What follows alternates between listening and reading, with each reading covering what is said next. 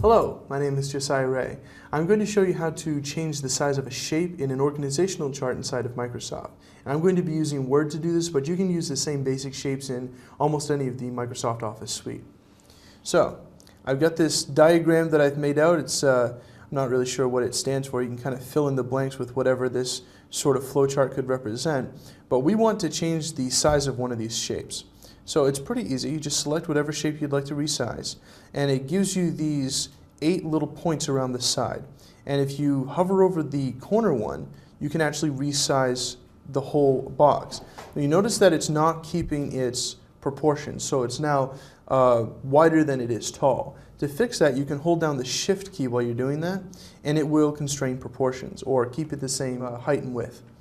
If you don't want to come up from the corner like that, you'd like to actually scale from the middle. While you're holding Shift, also bring your thumb down and hold Alt or Control. And that's going to allow you to scale out from the middle. So we'll scale this down just a little bit and make it a less important box. And there you go. I hope you've enjoyed this short video on how to rescale objects in Microsoft Word. If you have any other questions, please contact me at josiah@jraystudios.com. I'm Josiah Ray.